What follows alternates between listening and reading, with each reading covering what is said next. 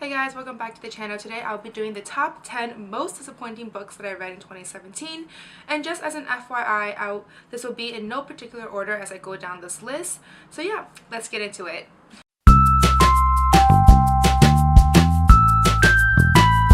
So the first book I have on my list is a book that I read earlier during the year, and I remember that I had found this book, or one of my friends had found this book, and it was one of the top bestseller books of 2016 or something like that. And we were interested in it mainly because one, the plot looked really intriguing, and two, it was actually a French novel that got translated to English. So the book is called The Heart by Mai de Kanga. Anyways, so The Heart takes place over 24 hours in the operating room after 3 boys are somehow involved in this fatal car accident. And that's essentially what the gist of this book is. And when I first read this book, I thought, this sounds really interesting, but the book was incredibly slow. Not to mention, because it is a medical type of book, there were a lot of medical terminology that honestly I don't know anything about. So a lot of times I had to double check and make sure I know what this terminology means, because in context I wasn't completely sure, especially when the context half of the words are also other medical terminologies. So one, that was already really hard to understand, and second of all, the plot was really slow. I mean, it does take place over 24 hours, but I don't know, it just seemed like it was just incredibly slow, and it just dragged on, and the characters were all very disorganized as well. I felt that there were a lot of POVs that weren't necessarily necessary, just because, first of all, there were a lot of characters, by the way. So all the characters, there were doctors, directors, the boy's name, the families of the boys, etc. And after a while it got really confusing for me to keep track of everyone. So there were times when POVs would pop up, and honestly I would just be like, who is this person and how is this person related to this book overall? And I have no idea. So this book, I don't know how I finished it. I honestly I should have put it down like after page 5, but I somehow endured because I was supposed to read it for a book club. But anyway, so that is number 1 on my pick. Moving on. So the second book I am picking should be no surprise to anyone, and I know if Emily is watching this, she knows exactly which book I'm about to say, because it is All the Light We Cannot See by Anthony Doerr. So the story essentially follows 2 main characters, this blind girl and a German soldier boy during World War II, and the story takes place throughout the entire war from the beginning to the end. And that's basically all you need to know. I mean, this story was nominated for the best audiobook back in 2016, I believe, or 2015, and it was just had a lot of accolades, but honestly this book was terrible for me. I really hated it, and I know Emily hated it too, because we both talked extensively about this book in one of our previous videos in the past. But this book was so slow. We both read this or listened to this via audiobook because that's what it won its award based on, so I figured audiobook would probably be the best bet. And it was so confusing. I don't know if it was just because of the pacing of the book that made me lose focus completely, and there were a lot of times when I was confused between if it was the blind girl or if it was the German boy, like whose POV am I listening to, because it switched back and forth really quickly, and it didn't seem like there were any clear directive when it switched over. So a lot of the times when I was listening to it, suddenly I will be in a different POV than I was expecting, and it was just really confusing, the overall flow of the book. So this book was definitely on my most disappointing books that I read. I just thought that since it won so many awards and people were highly acclaiming it and talking so much about it, I thought this book would be amazing, but it really wasn't, and it was definitely disappointing. So the third book that I am going to pick is also another book that Emily and I reviewed a while ago, and it is Whatever Happened to Interracial Love by Kathleen. I believe this is actually one of the first few videos that we ever did way back in the spring, and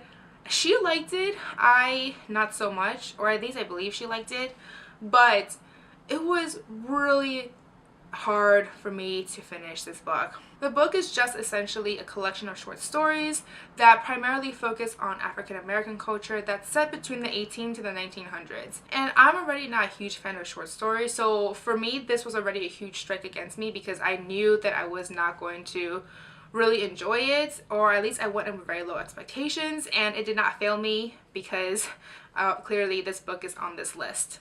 I just didn't really understand it, and yeah, I was just very disappointed by it overall.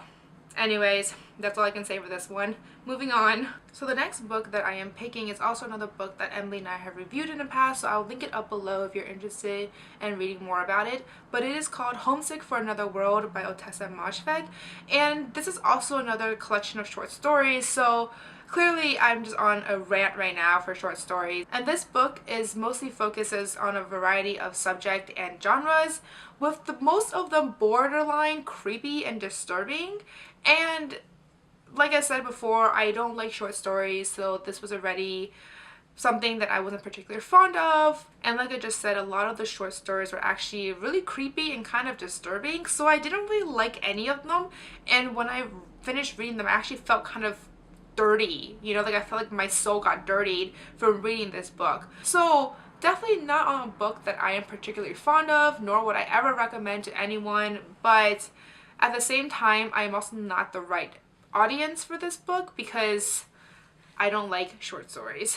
Anyways, next book. So the next book is also another book that Emily and I have reviewed in the past, so I will link it above if you're interested in checking it out. But it is called All Grown Up by JAMI ATTENBERG. So the story essentially follows a young single woman, technically she's age 39, living in New York, and it basically just talks about what it really means to be an adult.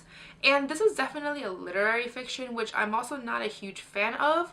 I didn't realize I'm not a fan of this genre, but after this year reading a lot of books with Emily, I realized short stories and literary fiction are really not my forte in terms of any sort of fiction books. So this is definitely one that I would not recommend. I absolutely hated it. I really hated Andrea, the main character. I found her selfish and overall very unlikable. I thought she was a really truly despicable character. I really didn't like her at all. And I honestly couldn't care less about the story. There were a lot of... The way how this book is also written is... It seems that it's kind of written in a short story collection about Andrea, and so there were a lot of times when the short story would jump from when she was, you know, a teenager to when she's, you know, 30 years old to back when she's like in her 20s, and back and forth. So it wasn't particularly in any sort of chronological manner, and I don't know if it's because of the way the book was written, but I really couldn't get much into her, and I couldn't really care less about her overall. And at the end of the book, I wasn't really sure what I just read and didn't really like it at all. So this is definitely another book that I really did not like whatsoever. And yeah, next book. So the next book I'm picking is also another book that Emily and I have read, and it wasn't that long ago that we read this book too, just maybe a few months ago, and it is called Roseblood by A.G. Howard. And this was a book that we had gotten from BookCon back in June, and we both didn't really like this book at all. This book essentially follows the story of Rune, who is a girl with this mysterious affliction where she has this otherworldly operatic talents, and she somehow goes to this French arts conservatory because her mother made her go, and she meets this guy called Thorn, and somehow she gets involved with this otherworldly escapism adventure type of book. And obviously, as typical YA, love is in the air. So another way to say what this book is about is essentially it's a YA novel that is inspired by the Phantom of the Opera. And I hated this book. I absolutely despise this book. It was incredibly slow, and when things finally got revealed at the end of the day, the ending was actually very disappointing. And I didn't even like the characters. I mean, Rune, for me, she seemed a little slow in the head. I felt like she was always multiple steps behind everyone else. So when things were, you know, getting kind of intense, she was still thinking, oh, like la la la, I don't know what's going on. And I don't know, I just did not like this book whatsoever. I thought she was a terrible character. The plot was way too slow for me. I wish things had quickened up in the beginning, and it didn't really need to spend that entire time always at the end before things finally got revealed. And then when things did get revealed, it was just not that interesting at the end of the day. So yeah, definitely not interested in that book at all. So the next book I'm picking is actually going to be a book that I'm sure everyone will comment on because they will understand why I hate this book. But I really thought it was very disappointing. It is called The Book Thief by Marcus Suzak. And I know this is you're probably wondering, why did she read this book now? This book came out ages ago. And it is true, and I actually have watched the movie ages ago, but somehow, for some reason, I never picked up the book. So I decided to pick it up this year, and I also listened to it via audiobook, if I remember correctly. Yeah, it was audiobook. So I don't know if it's because of that, but I really didn't like the book at all. It's a historical fiction set during World War II in Germany, and it follows the story of Liesel, who just can't resist stealing books. And she basically learns to read with her foster father, and she also has a Jewish man living in her basement. So that's basically what this book is about, and it just goes through her journey between, you know, different years of the war, and then how reading, I guess the moral of the story is really how reading will feed your soul. And while the movie was freaking amazing, I absolutely loved the movie, but I thought the book was kind of confusing in terms of format.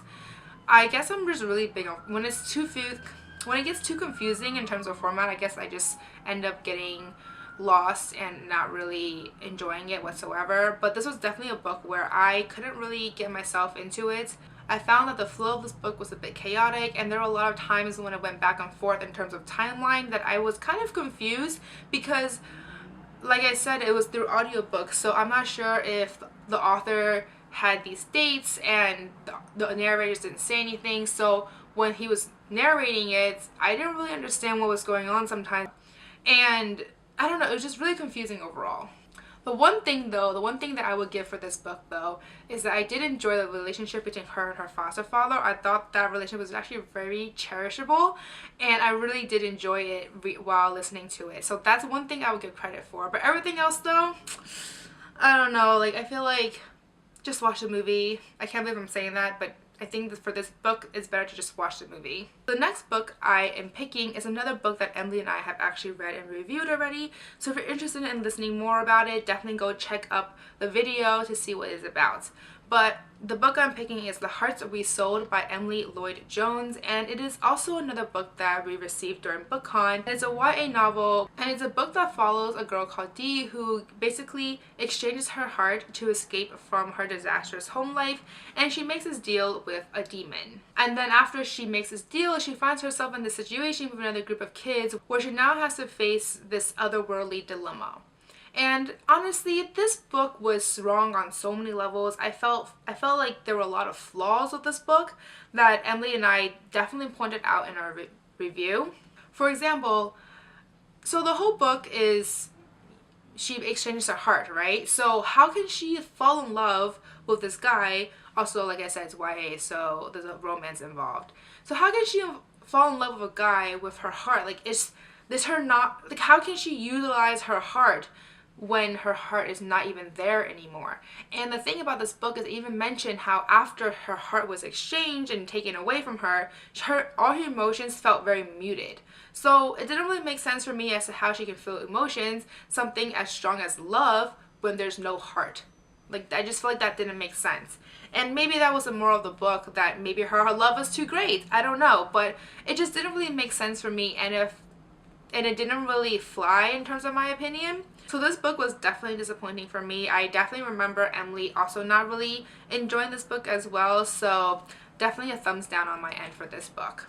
Alright, we're finally down to the last two books on this list, and honestly I'm getting a little tired because I didn't realize how tiring it was to talk about books you didn't like. But anyways, number 9. So this book is called Strange Sweet Song by Addie Rule, and it's also another YA novel, and it follows a story called Sing, who is the main character, and she finds herself in this remote academy in the middle of nowhere trying to prove her singing abilities, but something just seems to be missing. There's also this mythical beast in the forest called the Felix, and somehow this academy is involved with some sort of secret legend. And honestly, I know this summary is a little vague, but that's really what the book was about. It follows Sing, and then there's this mythical legend with this character called Felix, and it's just all very confusing, to be honest. I'm not even sure why I picked up this book. I think it was one of those books where the cover seemed really pretty, and I think I just thought it would be good, but was disappointed at the end of the day. So this book was incredibly slow, and I found Sing to be a very wishy-washy character. In the beginning, she seemed so polite and humble and nice, but then somehow towards the middle of the book, she made a 180 change where she became extremely diva-like, which I didn't really appreciate. So her personality just seemed all over the place. It didn't really seem consistent, and it didn't really flow well. Not to mention the romance didn't even really make sense. I felt like it went from 0 to sizzling hot in a few short pages, where before I was just like thinking, okay, this, you know, like, I mean, I don't know why I wasn't surprised. I mean, it's YA, and I know there's gonna be romance involved, but it just didn't seem realistic. So I didn't like Sing, I didn't like the romance, the book was incredibly slow. So this book was definitely disappointing for me. I remember finishing it and just thought, why? Why did I even read this book? Anyways, finally on to my last book on this list. So this final book is also another book that Emily and I have reviewed in the past, so I will link it above if in case you're interested in watching it. But this book is called The Grown-Up by Gillian Flynn. And this was actually received to us a few months ago as a complimentary short novel with our regular Book of the Month box. And it's a short story where it follows this unnamed narrator who is a psychic, and somehow she gets involved with this lady called Susan and goes to her house to kind of purify her house, but at the end of the day she finds herself in this very disturbing situation. So this book was definitely very creepy, I think, in my opinion. And since I already told you guys I don't like short stories, and this was definitely a short story slash short essay, I felt that this book could have been more interesting if it actually was a novel, because just when it got kind of interesting, the book ended. And a lot of questions were unanswered. There were a lot of things that were brought up that didn't really make much sense. And overall, at the end of the book, I was just wondering, why did I even read this, what, like 50-60 page short story? Like, there was just no point in it. Like, I don't understand. Like, I was expecting such great things because it's Gillian Flynn, but I was very disappointed, and honestly I believe Emily was too. So yeah, that is it for my top 10 most disappointing books that I read in 2017. Please do let me know in the comments below if you agree with me or not. I'm sure most of you guys will. I know that some of you guys will not agree with some of my picks, but do let me know which ones you don't agree with.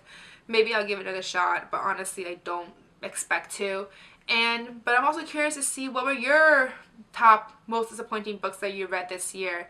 But yeah, that's it for today. Please do give me a thumbs up if you like this video, and subscribe down below. And don't forget to follow me on Twitter, Facebook, and Instagram for more bookish updates on my end. But yeah, that's it for today, guys. Thank you.